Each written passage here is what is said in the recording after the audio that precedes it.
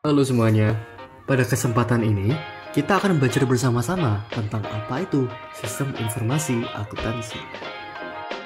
Nah, pertama-tama kita harus mengerti apa itu sistem informasi akuntansi atau Accounting Information System.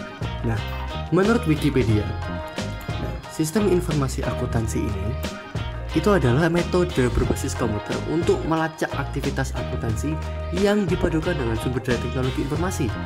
Nah, laporan keuangan ini itu dihasilkan dan dapat digunakan secara internal oleh manajemen atau secara eksternal oleh pihak-pihak berkepentingan lainnya termasuk investor, kreditor, dan otoritas pajak. Selanjutnya yaitu manfaat. Nah, apa itu manfaatnya? Menurut Johnson Rama dalam e-Journal 2006. Oke, yang pertama yaitu menghasilkan laporan eksternal. Hal ini tuh membuat laporan financial seperti laba rugi dan neraca yang dibutuhkan oleh pihak luar, meningkatkan transparansi dan memenuhi kewajiban regulasi. Yang kedua yaitu mendukung aktivitas perusahaan yang rutin, mengotomasikan pencatatan transaksi dan pengelolaan akun, meningkatkan efisiensi dan mengurangi kesalahan manual. Yang ketiga yaitu menunjang proses pengambilan keputusan, menyediakan data akurat untuk membantu manajer membuat keputusan berdasarkan informasi yang solid atau valid. Dan yang terakhir itu mendukung perencanaan dan pengendalian keuangan, yaitu memfasilitasi perencanaan anggaran dan pemantauan pengeluaran untuk menjaga kesehatan keuangan perusahaan. Selanjutnya, kita akan membahas contoh dan pencatatan transaksi keuangan persamaan dasar akuntansi. Pada bulan Januari 2024, Pak Agus membuka sebuah perusahaan jasa event organizer yang bernama Rumah Musik. Berikut adalah daftar transaksinya. Pada tanggal 1 Januari 2024, Pak Agus melakukan penyetoran sebesar 10 juta rupiah sebagai modal utama. Karena Pak Agus melakukan sebuah penyetoran sebesar 10 juta sebagai modal utama, maka itu kasnya dan modal itu bertambah 10 juta sebagai modal awal. Karena bagian harta yang lain itu tidak bertambah, karena itu aktiva dan pasiva disesuaikan. Pada tanggal 2 Januari 2024, Pak Agus membeli peralatan musik sebesar 2 juta rupiah dan dibayar secara tunai. Pak Agus membeli peralatan musik sebesar 2 juta dan dibayar secara tunai, dan karena itu kasnya menurun sebesar 2 juta dan peralatannya menambah 2 juta. Dan karena itu sudah setara aktiva, maka pasiva tidak berubah. Dan karena itu hasil akhirnya adalah 8 juta pada kas, 2 juta pada peralatan, dan 10 juta pada modal. Dan keterangannya yaitu pembelian peralatan. Pada tanggal 3 Januari 2024, Pak Agus membeli perlengkapan sebesar 1 juta rupiah dan dibayarkan secara kredit. Karena itu, perlengkapan akan bertambah 1 juta dan utang akan bertambah 1 juta karena transaksi dibayar secara kredit dan akan dibayar ke depannya. Dan keterangannya yaitu pembelian perlengkapan.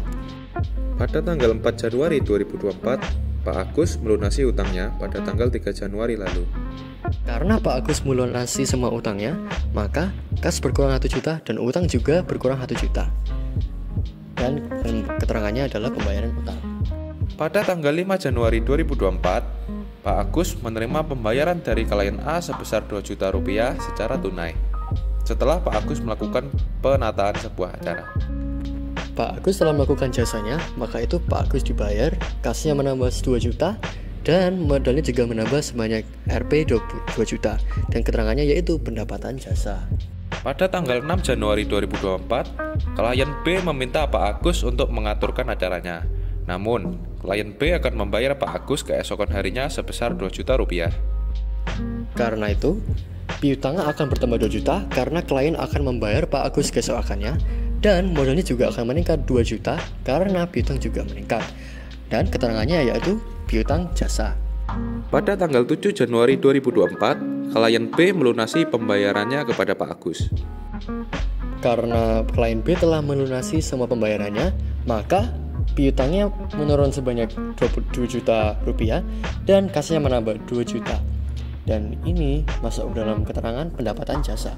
Pada tanggal 8 Januari 2024, Pak Agus melakukan pembayaran air dan listrik sebesar 1 juta rupiah secara tunai. Maka itu, kasnya akan menurun sebanyak 1 juta rupiah dan modalnya juga berturun 1 juta rupiah untuk pembayaran listrik dan air.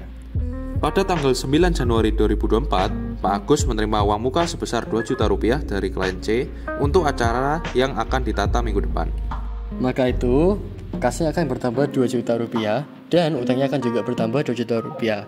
Karena Pak Agus dibayar uang muka sebanyak 2 juta dan akan melakukan jasanya minggu depan. Dan ini masuk ke dalam keterangan utang jasa. Pada tanggal 10 Januari 2024, Pak Agus memberikan jasa kepada klien D sebesar 3 juta rupiah. Namun belum menerima hak atas jasa yang telah dilakukan. Maka karena itu, piutang akan bertambah sebanyak 3 juta rupiah dan modalnya juga akan bertambah 3 juta rupiah karena Pak Agus telah melakukan jasa namun belum dibayar, dan keterangannya termasuk piutang jasa.